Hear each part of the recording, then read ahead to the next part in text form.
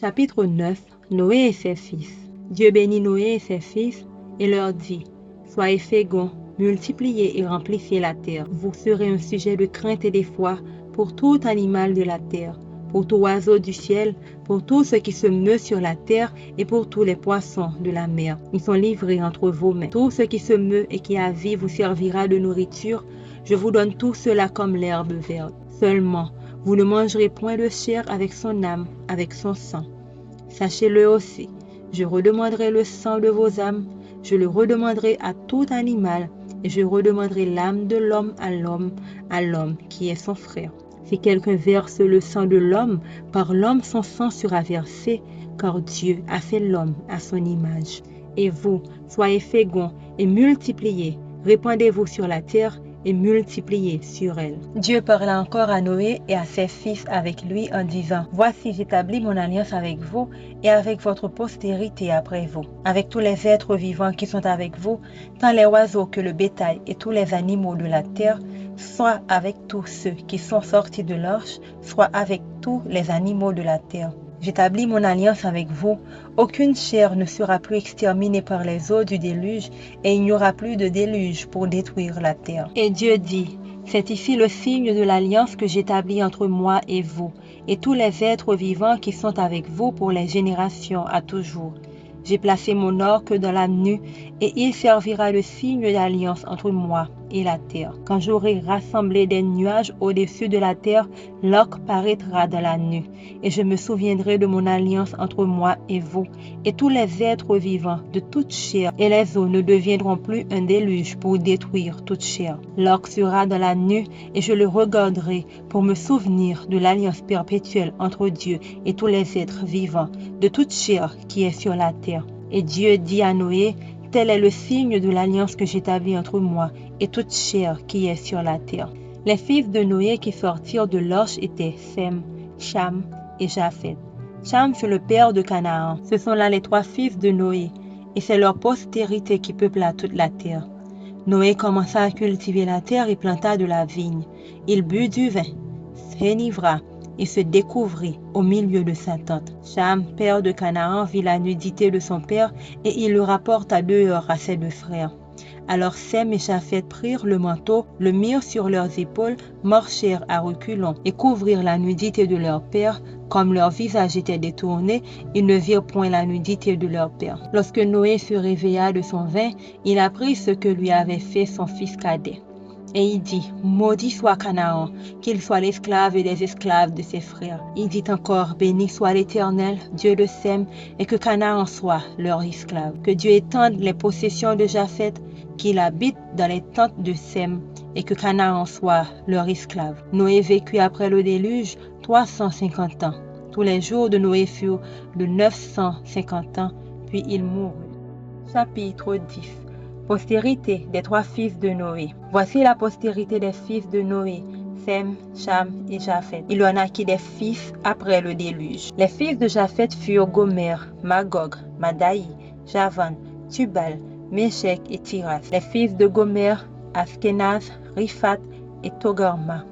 Les fils de Javan, Elisha, Tarsis, Kittim et Dodanim. C'est par eux qu'ont été peuplées les villes des nations, selon leurs terres, selon la langue de chacun, selon leur famille, selon leur nation. Les fils de Cham furent Cush, Misraïm, Pouth et Canaan. Les fils de Cush, Saba, Havila, Sapta, Raïma et Sapteka. Les fils de Raïma, Seba et Dédan. Cush engendra aussi Nimrod. C'est lui qui commença à être puissant sur la terre. Il fut un vaillant chasseur devant l'Éternel. C'est pourquoi l'on dit: comme Nimrod, vaillant chasseur devant l'Éternel. Il régna d'abord sur Babel, Érec, Akkad et Calné, au pays de Shinéar. De ce pays-là sortit Assur. Il bâtit Ninive, Rehoboth-ir, Kalash, et Résen entre Ninive et Kalash, c'est la grande ville. Mithraïm engendra les Ludim, les Anamim, les Léabim, les Nephtuim, les Patrusim, les Kaluim, d'où sont sortis les Philistins et les Caphtorim. Canaan engendra Sidon, son premier-né, et Heth, et les Jébusiens, les Amoréens, les Girgasiens, les Héviens, les Orkiens, les Siniens, les Horvadiens, les Tsémariens, les Hamassiens. Ensuite, les familles des Cananéens se dispersèrent. Les limites des Cananéens allèrent depuis Sidon du côté de Guérar jusqu'à Gaza et du côté de Sodome, de Gomorre, d'Adma et de Tséboïm jusqu'à Lécha. Ce sont là les fils de Cham selon leur famille, selon leur langue, selon leur pays, selon leur nation. Il naquit aussi des fils à Sem, père de tous les fils d'Héber et frère de Japhet, l'aîné. Les fils de Sem furent Élam, Assur, Parpakad, Lud et Aram. Les fils d'Aram, Uts, Hul, Géter et Mash. Orpakad engendra Shéla et Shéla engendra Héber. Il naquit à Héber 2 fils. Le nom de l'un était Péleg parce que de son temps la terre fut partagée et le nom de son frère était Joktan. Joktan engendra Almodad, Shélef, Hatsarmavet, Jérak, Adoram, Uzal, Dikla, Obal, Abimaël, Séba, Ophir, Avila et Jobab. Tous ceux-là furent fils de Joktan. Ils habitèrent depuis Mécha, du côté de Séphar, jusqu'à la montagne de l'Orient. Ce sont là les fils de Sem, selon leur famille, selon leur langue, selon leur pays, selon leur nation. Telles sont les familles des fils de Noé, selon leur génération, selon leur nation. Et c'est d'eux que sont sorties les nations qui se sont répandues sur la terre après le déluge. Chapitre 11. La tour de Babel. Toute la terre avait une seule langue et les mêmes mots. Comme ils étaient partis de l'Orient, ils trouvèrent une plaine au pays de Shinéar et ils y habitèrent. Ils se dirent l'un à l'autre, « Allons, faisons des briques et cuisons-les au feu. » Et la brique leur servit de pierre et le bitume leur servit de ciment. Ils dirent encore, « Allons, bâtissons-nous une ville et une tour dont le sommet touche le ciel et faisons-nous un nom afin que nous ne soyons pas dispersés sur la face de toute la terre. » L'Éternel descendit pour voir la ville et la tour que bâtissaient les fils des hommes.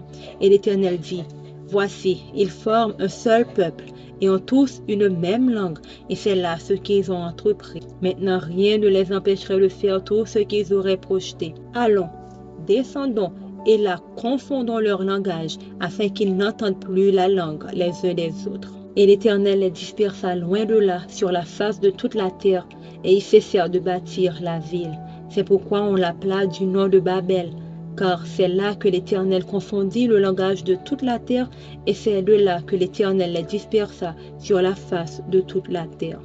Les ancêtres du peuple d'Israël, depuis Abraham jusqu'à Joseph. Postérité de Sem. Voici la postérité de Sem. Sem, âgé de 100 ans, engendra Orpakad, 2 ans après le déluge. Sem vécut après la naissance d'Orpakad 500 ans, et il engendra des fils et des filles.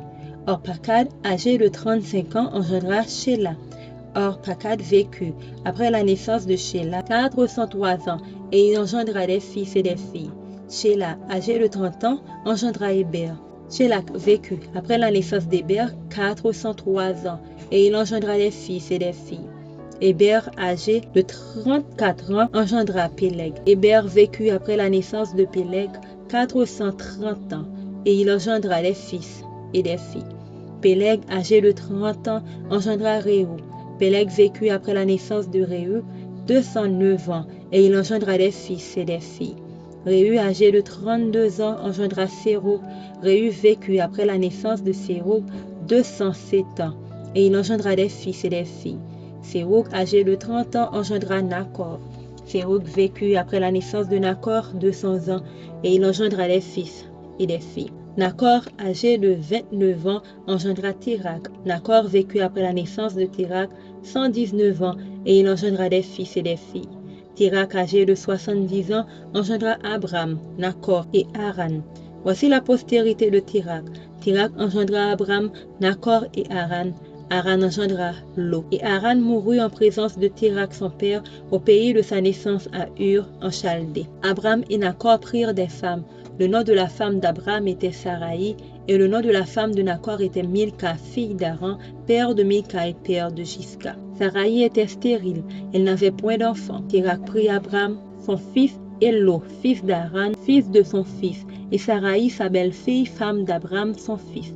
Ils sortirent ensemble d'Ur en Chaldée pour aller au pays de Canaan. Ils vinrent jusqu'à Charan et ils y habitèrent. Les jours de Térak furent de 205 ans et Térak mourut à Charan. Chapitre 4. Parabole du semeur, de la semence, du grain de sénévé. Jésus se mit de nouveau à enseigner au bord de la mer. Une grande foule s'étant assemblée auprès de lui, il monta et s'assit dans une barque sur la mer. Toute la foule était à terre sur le rivage. Il leur enseigna beaucoup de choses en paraboles et il leur dit dans son enseignement: Écoutez, un semeur sortit pour semer. Comme il semait, une partie de la semence tomba le long du chemin. Les oiseaux vinrent et la mangèrent. Une autre partie tomba dans un endroit pierreux, où elle n'avait pas beaucoup de terre. Elle leva aussitôt parce qu'elle ne trouva pas un sol profond. Mais quand le soleil parut, elle fut brûlée et sécha, faute de racines. Une autre partie tomba parmi les épines. Les épines montèrent et l'étouffèrent, et elle ne donna point de fruits. Une autre partie tomba dans la bonne terre. Elle donna du fruit qui montait et croissait, et elle rapporta 30, 60 et 100 pour un. Puis il dit que celui qui a des oreilles pour entendre, entende. Lorsqu'il fut en particulier, ceux qui l'entouraient avec les 12 l'interrogèrent sur les paraboles. Il leur dit: C'est à vous qu'a été donné le mystère du royaume de Dieu. Mais pour ceux qui sont dehors, tout se passe en parabole, afin qu'en voyant, ils voient et n'aperçoivent point, et qu'en entendant, ils entendent et ne comprennent point, de peur qu'ils ne se convertissent et que les péchés ne leur soient pardonnés. Il leur dit encore: Vous ne comprenez pas cette parabole? Comment donc comprendrez-vous toutes les paraboles? Le semeur sème la parole. Les uns sont le long du chemin où la parole est semée. Quand ils l'ont entendue, aussitôt Satan vient et enlève la parole qui a été semée en eux. Les autres, pareillement, reçoivent la semence dans les endroits pierreux. Quand ils entendent la parole, ils la reçoivent d'abord avec joie, mais ils n'ont pas de racine en eux-mêmes. Ils manquent de persistance. Et dès que survient une tribulation ou une persécution à cause de la parole, ils y trouvent une occasion de chute. D'autres reçoivent la semence parmi les épines. Ce sont ceux qui entendent la parole, mais en qui les soucis du siècle, la séduction des richesses et l'invasion des autres convoitises étouffent la parole et la rendent infructueuse. D'autres reçoivent la semence de la bonne terre. Ce sont ceux qui entendent la parole, la reçoivent et portent du fruit, 30, 60 et 100 pour un. Il leur dit encore: Apporte-t-on la lampe pour la mettre sous le boisseau ou sous le lit? N'est-ce pas pour la mettre sur le chandelier, quand il n'est rien de caché qui ne doive être découvert, rien de secret qui ne doive être mis à jour? Si quelqu'un a des oreilles pour entendre, qu'il entende. Il leur dit encore: Prenez garde à ce que vous entendez. On vous mesurera avec la mesure dont vous vous serez servi, et on y ajoutera pour vous. Quand on donnera à celui qui a, mais à celui qui n'a pas, on ôtera même ce qu'il a. Il dit encore: Il en est du royaume de Dieu comme quand un homme jette de la semence en terre. Qu'il dorme ou qu'il veille, nuit et jour, la semence germe et croît sans qu'il sache comment. La terre produit d'elle-même d'abord l'herbe, puis l'épi, puis le grain, tout formé dans l'épi. Et dès que le fruit est mûr, on y met la faucille, car la moisson est là. Il dit encore: À quoi comparerons-nous le royaume de Dieu, ou par quelle parabole la représenterons-nous? Il est semblable à un grain de sénévé, qui, lorsqu'on le sème en terre, est la plus petite de toutes les semences qui sont sur la terre. Mais lorsqu'il a été semé, il monte, devient plus grand que tous les légumes et pousse de grandes branches, en sorte que les oiseaux du ciel peuvent habiter sous son ombre. C'est par beaucoup de paraboles de ce genre qu'il leur annonçait la parole, selon qu'ils étaient capables de l'entendre. Il ne leur parlait point sans parabole, mais en particulier, il expliquait tout à ses disciples. Ce même jour, sur le soir, Jésus leur dit: Passons à l'autre bord. Après avoir envoyé la foule, ils l'emmenèrent de la barque où il se trouvait. Il y avait aussi d'autres barques avec lui. Il s'éleva un grand tourbillon et les flots se jetaient de la barque au point qu'elle se remplissait déjà. Et lui, il dormait à la poupe sur le coussin. Ils le réveillèrent et lui dirent: Maître, ne t'inquiètes-tu pas de ce que nous périssons? S'étant réveillé, il menaça le vent et dit à la mer: Silence, tais-toi. Et le vent cessa, et il y eut un grand calme. Puis il leur dit: Pourquoi avez-vous ainsi peur? Comment n'avez-vous point de foi?